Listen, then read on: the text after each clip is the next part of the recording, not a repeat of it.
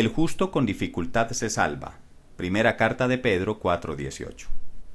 Fue más de una hora de prédica basada en ese texto. Ese día salí confundido. Eso de ser salvo es muy difícil, según enseñaba el predicador. Nuevamente la falta de observancia y detalle ponía en los labios de un buen hombre un mensaje desesperanzador. Aquel predicador es un cristiano genuino, de eso estoy seguro, pero su prédica quizás le faltó más estudio. Lo preocupante es que han sido muchas prédicas las que hemos escuchado, basadas en el mismo texto, y todas apuntan hacia lo mismo. Ser salvo, según esas prédicas, es algo muy difícil. En esta ocasión presentamos otra interpretación alternativa que a lo mejor nos conduzca por un camino más ajustado a lo que el escritor quería decir. Escucha, analiza y saca tus propias conclusiones. En la Biblia, la palabra salvar y sus derivados no siempre se refieren a la salvación eterna. He aquí algunos ejemplos. 1. La mujer con flujo de sangre decía para sí: si tocare solamente su manto seré salva. Mateo 9:21. Lo más seguro es que ella no pensaba tocar el manto de Jesús para ser salva eternamente, sino para ser sana, salva de su enfermedad. 2. Los que iban con Pablo en la embarcación cuando viajaba hacia Roma, en medio de una tempestad perdieron toda esperanza de salvarse. Hechos 27:20. Allí la palabra salvarse no indica salvación eterna, sino esperanza de sobrevivir. 3. El centurión que custodiaba a Pablo en su viaje a Roma, en el momento del naufragio, quiso salvarlo. Hechos 27:43.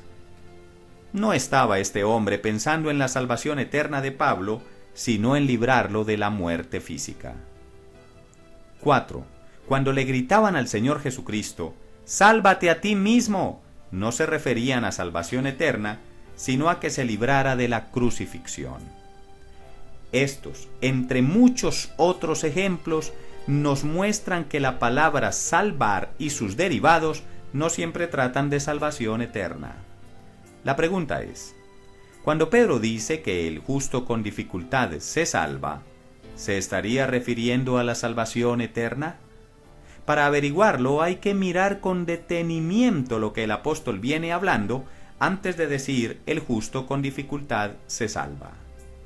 Si leemos los versos anteriores a primera carta de Pedro 4:18, nos daremos cuenta que el apóstol lo que ha venido haciendo es mencionar los sufrimientos del cristiano, enseñando que es mejor sufrir por ser cristiano que por cometer malas acciones. Luego de esto, dice que es necesario que el juicio comience por casa. Y si comienza por casa, ¿cuál será el fin de los que no obedecen el Evangelio? Exactamente ahí es donde el apóstol declara: ¿y si el justo con dificultad se salva? Lo que hace Pedro es citar Proverbios 11:31. No textualmente palabra por palabra, sino la idea. Ciertamente el justo recibirá su recompensa en la tierra, ¿cuánto más el impío y el pecador? Si conectamos el verso anterior, primera carta de Pedro 4:17, con la citación de Proverbios 11:31, hecha por el apóstol en el verso 18, nos daremos cuenta que la expresión «el justo con dificultades se salva» no está haciendo referencia a la salvación eterna, sino al juicio que Dios hace a las acciones humanas.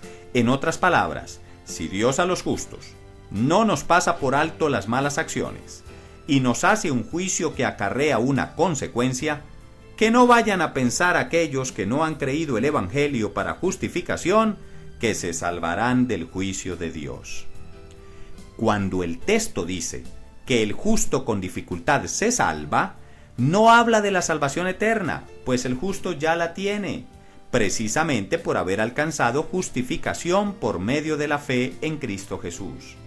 Lo que quiere decir el texto es que a un justo, salvo e hijo de Dios, Dios le hace también juicio a sus acciones, y de acuerdo a ella se recibe una consecuencia que puede ser recompensa o disciplina. Y si esto pasa con los justos y redimidos, que con dificultad nos salvamos del juicio por nuestras acciones, ¿qué será entonces de los no justificados? Dios les hará un juicio, y por no ser justos delante de Él, será peor la consecuencia, su perdición eterna. Los justos, los salvos, los hijos de Dios, también somos juzgados. Con dificultad nos libramos de ese juicio divino, pero el juicio del cual con dificultad nos salvamos no es condenatorio, como el juicio de los que no tienen a Cristo.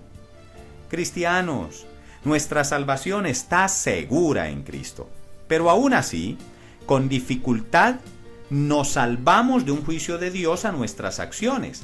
Así que debemos mirar con detenimiento y responsabilidad cómo nos comportamos día a día. Escuchaste Interpretaciones Alternativas, una serie de videos producidos por Escuela Teontológica. Te invitamos a suscribirte a nuestro canal y a visitar nuestro blog. Próximo tema: lo que es imposible para el hombre es posible para Dios.